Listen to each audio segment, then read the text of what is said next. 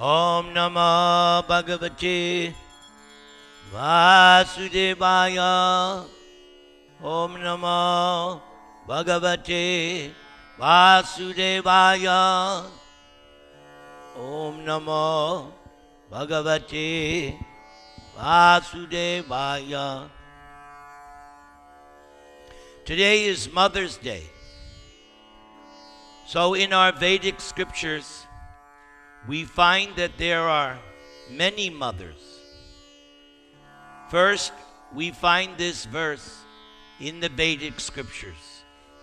Atma Mata Guru Patni Brahmani Raja Patnika Dhenur Datri Tata Prithvi Saptaita Matara Smritaha. So this verse points out 7 specific mothers. Atma Mata, the mother that gave birth to you. Atma Mata. Then Guru Patni, the wife of a teacher or spiritual master. Brahmani, the wife of a Brahmana. Raja Patnika, the wife of the king or the queen mother. Then of course, everybody knows Dhenu, mother cow.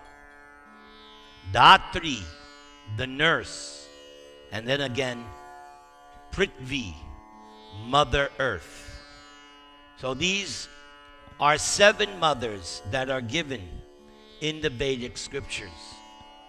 But I have found the 8th mother, Mother Vedas. Listen, my spiritual master, Srila Prabhupada, accepted me as his disciple April 15th, 1974. And so he has wrote this in one of his purports. The Vedas are called Veda Mata, or Mother Vedas, because the knowledge imparted therein is like that knowledge received from the mother. We have to believe in order to acquire knowledge.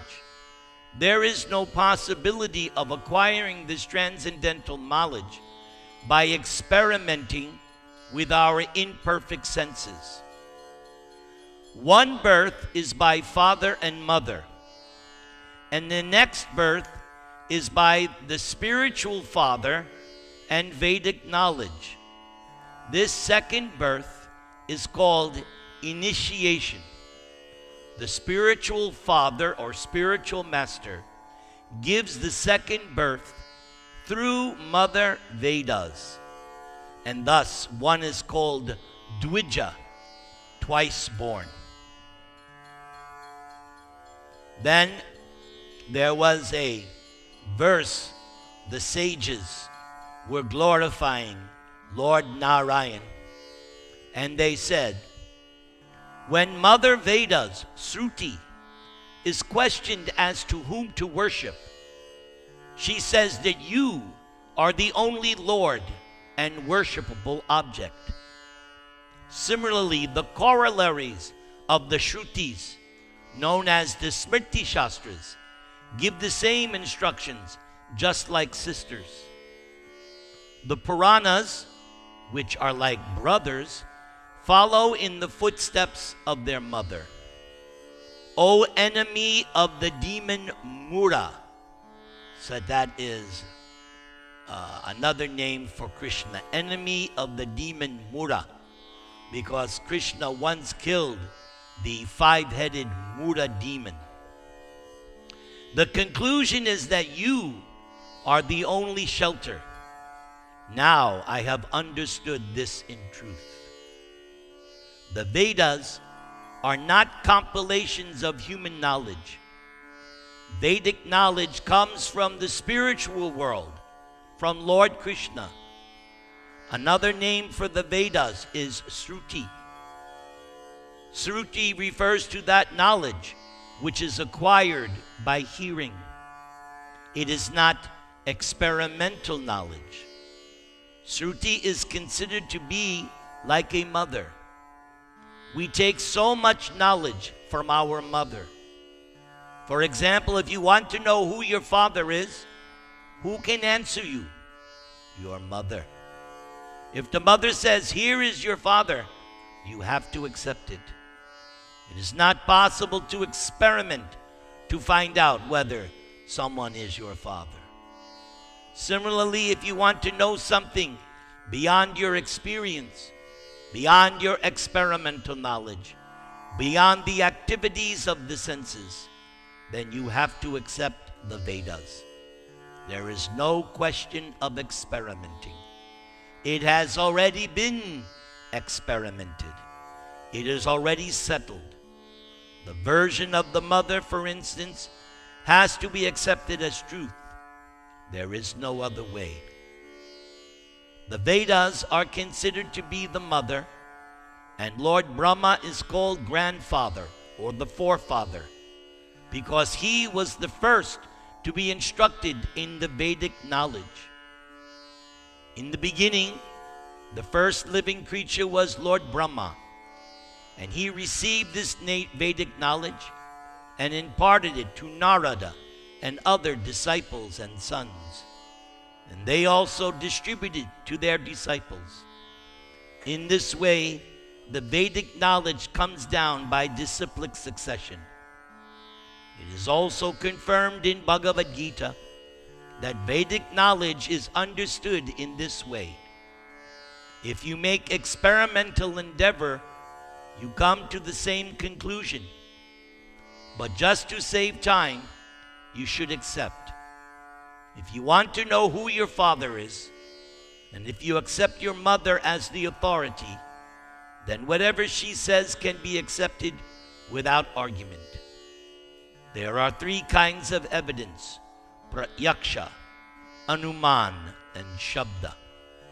Pratyaksha means direct evidence. Direct evidence is not very good because our senses are imperfect. We are seeing the sun in the sky daily, and it appears to us like a small disk, but actually it is far, far larger than many other planets. So of what value is this seeing? Therefore we have to read books. Then we can understand about the sun. So direct experience is not perfect. Then there is anuman, inductive knowledge. It may be like this, it may be like that. Hypothesis. Darwin's theory says it may be like this, it may be like that, but that is not science. That is suggestion, and it is not perfect. But if you receive knowledge from the authority, that is perfect. So we receive knowledge from the Vedic authorities. Now we will go to Mother Earth. She was listed as one of the 7 mothers. So this verse was spoken by the gopis the night of the Rasa dance, when the gopis were singing their Gopi Gita, crying to Krishna to please return to the arena of the Rasa dance. So in one of there are 19 prayers in that Gopi Gita. So this is one of the prayers. O Mother Earth, what austerity did you perform to attain the touch of Lord Keshava's lotus feet, which has brought you such great joy that your bodily hairs are standing on end? You appear very beautiful in this condition. Was it during the Lord's current appearance that you acquired this ecstatic symptom? Or was it perhaps much earlier, when he stepped upon you in his form of the dwarf Vamana Dev? Or was it even earlier, when he embraced you in his form of the boar Varaha Dev? So the gopis are pointing out 3 specific instances where Krishna has direct, intimate contact with Mother Earth. So Mother Earth once fell down to the Garbhodaka ocean, and Lord Varaha delivered Mother Earth and scooped her out in the form of a boar with tusks. And at that time, the Lord impregnated Mother Earth, and she gave birth to one Asura, Bhauma, or Naraka Asura, who later Krishna had to kill. Then was mentioned how Vamanadev, when he took everything away from Bali, he stepped on the earth with his lotus feet and pressed down in order to cover the universe up and down. Then the gopis are referring to at that time when Krishna was present in India on planet Earth, and Mother Earth in Vrindavan was so ecstatic because Lord Krishna was walking upon her. Then we have Mother Sita.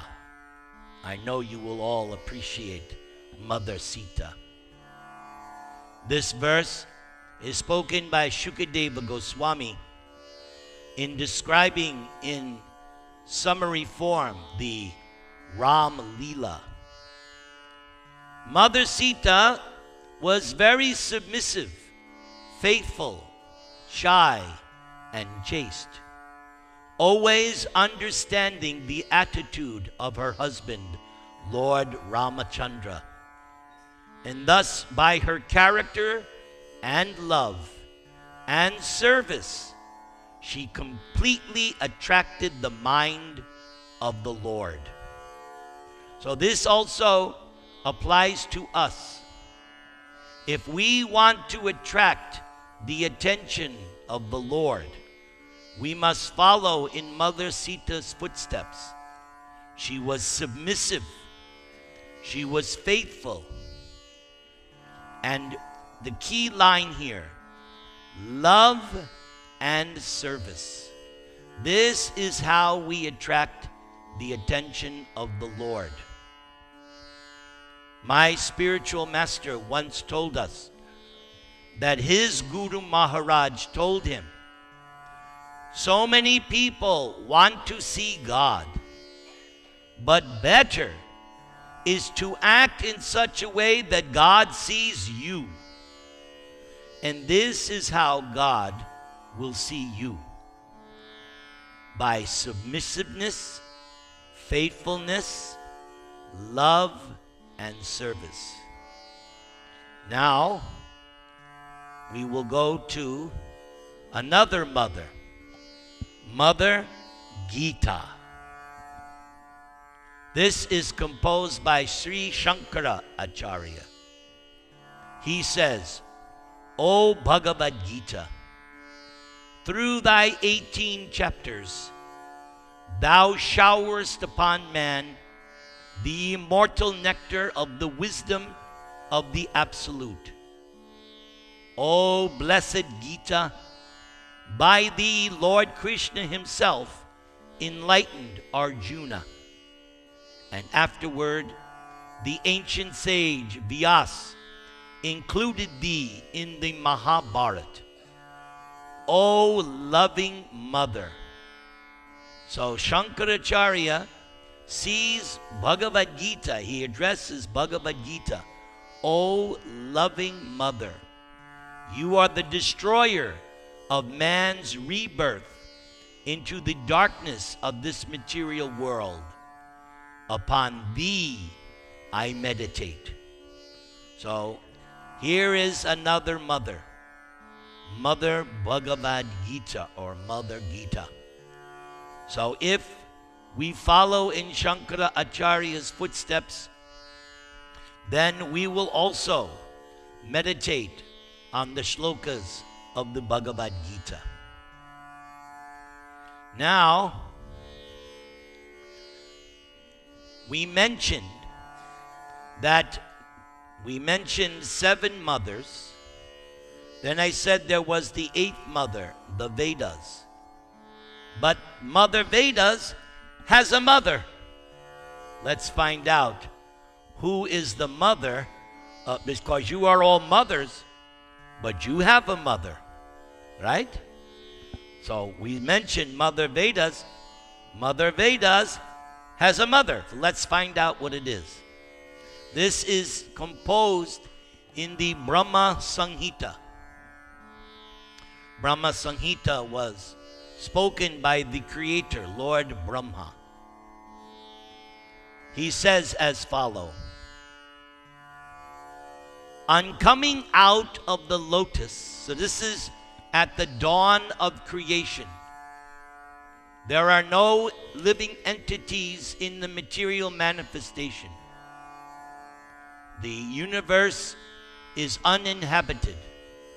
So the first person to be generated is Lord Brahma from the lotus that grows from the navel of Garbhodakashayi Vishnu. There are innumerable material universes, and within each universe there is a Garbhodakashayi Vishnu. All the material universes emanate from the breathing of Mahavishnu. But Mahavishnu enters into each material universe as Garbhodakashayi Vishnu, fills the universe half full with his own perspiration, and from his navel comes a lotus flower, and born there is Lord Brahma. So every material universe has a Lord Brahma. On coming out of the lotus, Lord Brahma, being guided by divine potency, turned his mind to the act of creation under the impulse of previous impressions. Lord Brahma could see nothing but darkness all around him. Then the goddess of learning, Saraswati, the divine consort of the Supreme Lord, said to Brahma, who could see nothing but darkness in all directions. So here is Goddess Saraswati speaking to Lord Brahma, and here it is mentioned she is the divine consort of Krishna or Narayan. So this is what she says: O Brahma, meditate on this mantra. So this mantra I'm going to chant is extremely confidential. I'm taking the risk to say it in public. Don't worry. If there's any offense, I will take it. You don't get it. But this mantra is the mantra that Brahma meditated on, and he was able to engineer the creation. So this mantra is very powerful. I also chant this mantra 10 times, 3 times a day, morning, noon, and evening. Kling Krishnaya Govindaya Gopijana Vallabhaya Swaha. Do you want to chant that? Okay, repeat. Kling Krishnaya Govindaya Gopijana Vallabhaya Swaha. So, with this mantra, Brahma became empowered to create. So, good luck. Hare Krishna, Hare Krishna. This mantra will assuredly fulfill your heart's desire. Wow. O Brahma, practice this spiritual association by means of this mantra, then all your desires will be fulfilled. Now you're glad you came? You got something just for coming. Brahma, being desirous of satisfying, everybody say, Govinda, practiced the cultural arts for Krishna in Goloka. He is the Lord of Sweta Dweep, and he did this for a long time. Then, the highest of all the Gayatri mantras, the mother of the Vedas. So now we know who is the mother of Mother Vedas. It is the Gayatri mantras. So that mantra that we just chanted, that's also, there are many, many Gayatri mantras. Most of you know Om Bhurbhuvaha Swatat Vitorvarenyam Bhargo Devasya Dhimai Dio Yo Na Prachodayat. You all know that, right? But that's only one. There are hundreds of guys. So I just chanted for you probably one of the most powerful. Now listen to this. Then the highest of all the Gayatri mantras, mother of the Vedas, having been manifested by the divine sound of Sri Krishna's flute. So now you know where everything comes from. Sri Krishna's flute. And one time Radharani stole Krishna's flute. And she played a trick on Krishna. And Krishna cannot be separated from his flute. So Radharani, when Krishna approached her, Radharani slipped it to another gopi. I don't have your flute. And each gopi Krishna approached, and each gopi slipped it to the next gopi. So Krishna had to approach all the gopis till finally he came back to Radharani and says, oh, here's your flute. But now we know where everything is coming. The sound of Krishna's flute.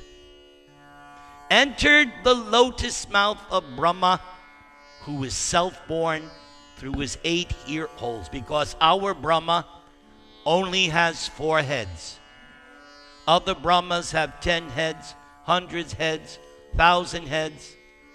Our universe is the smallest, therefore Brahma only has 4 heads. So, here is the Gayatri mantra that entered Brahma's ear when Krishna played the flute. Do you want to chant it? All right. I chant this every day too, 3 times, 10 times, 3 times. Klim Kamadevaya Vidmehe Pushpabanaya Dhimahi Tanno Ananga Prachodayat. So when that word Dhimahi, everybody say, that means Gayatri mantra. It means to be meditated upon. A Gayatri mantra is what you meditate on. It is not said loudly. It is said very, very softly. It's murmured. Thus the lotus-born Brahma received the Gayatri mantra, which we just said, Klim Kamadevaya Vidmehe Pushpabanaya Dhimahi Tanonanga Prachodayat, and thus attained twice-born status. So Lord Brahma became twice-born by the sound of Krishna's flute. Unfortunately, we are not that fortunate. We have to accept a guru and receive initiation. But Brahma is the most qualified. He gets directly initiated by Krishna's flute. So Brahma in this way attained twice-born status, having been initiated by the supreme primal preceptor Godhead himself, Govinda, everybody say. And by the recollection of that Gayatri, which embodies the Vedas, Brahma became acquainted with the ocean of truth. And then Brahma worshipped Sri Krishna, and his prayer, Govindam Adi Purusham Tamahang Bhajami. Everybody.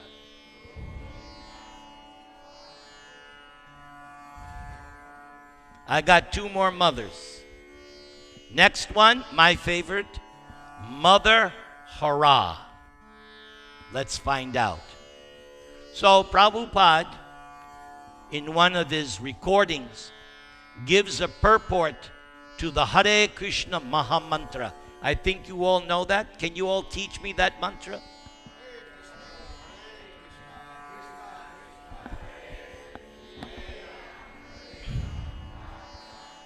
Thank you for reminding me, because I forgot it. Very good. So you just initiated me. Okay. The three words, please repeat. Hare, Krishna, Rama are the transcendental seeds of the Maha Mantra. Just like in all the Vedic mantras, the seed is Om. Everybody, in the mantras that we just chanted, the seed or Bij mantra was clean. Everybody say clean. So these are called seed mantras. Om, clean, and there's other ones. The chanting is a spiritual call for the Lord and His energy to give protection to the conditioned soul. This chanting is exactly like the genuine cry of a child for its mother's presence. Ladies, you've all experienced that hundreds of times. When you had small children, how many times your children called you? Huh? So many times. That's why. And we give our children spiritual names so that when we respond, we make spiritual advancement just by saying our children's names if they have a spiritual name. Right? Imagine if your child's name is Ram. So throughout your whole life, you're calling your son Ram, Ram, Ram. See, you're making spiritual advancement just by calling your... Ajamil, the famous story of Ajamil. At the time of death, he called his son Narayan, everybody. And he was delivered. It's like the genuine cry of a child for its mother. Mother Hara helps the devotee achieve the favor and grace of Lord Father Krishna, and the Lord reveals himself to the devotee who chants this Maha Mantra sincerely. So, we now know another name for Radha, Mother Hara, yet another mother. And now, of course, what you've all been waiting for, my last mother, Mother Durga. So I begin with first a cup of water. Okay, so there is this verse by Lord Brahma in his Brahma Sanghita.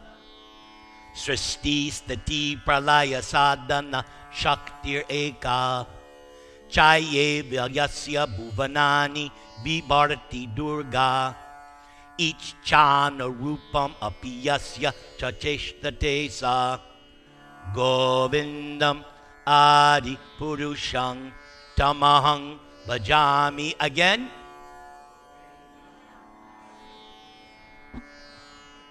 One more time.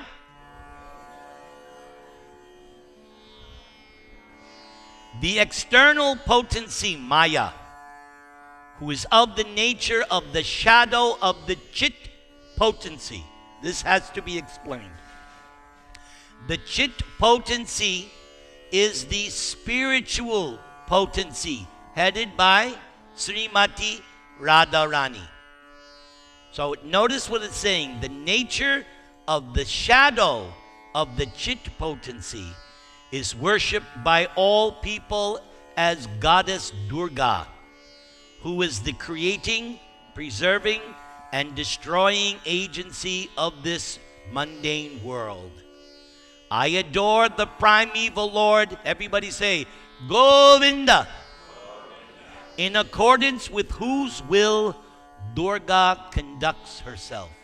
This is exactly stated in the Bhagavad Gita. We studied this last night. Mayadhyakshena prakriti suyate sacharacharam Hetunanena kaunteya jagad viparivartate. Same idea. The abode of the external energy is called Devi Dham, and its inhabitants are the conditioned souls. It is there that material energy, Durga, resides with many opulent maid servants. So Krishna and Ram and Narayan, they exist in what is called Haridam. But this, where we live, is called Devi Dham. Now Prabhupada explains, because one wants to enjoy the material energy, the conditioned soul is allowed to reside in Devi Dham, the external energy, where Goddess Durga carries out the orders of the Supreme Lord as one of Krishna's maid servants. Yes, this is an important concept. All the queens of Krishna in Dwaraka consider themselves maidservants. There's one chapter in Bhagavatam. Draupadi is hearing from all the queens. Draupadi wanted to know how they became Krishna's wives, and each one told her story. And at the end, each one said, I may be Krishna's wife, but actually, I am Krishna's maidservant. So Goddess Durga also considers herself maidservant of Krishna. The material energy is called Jagal Lakshmi. Very interesting. Jagal Lakshmi, because she protects the bewildered conditioned souls.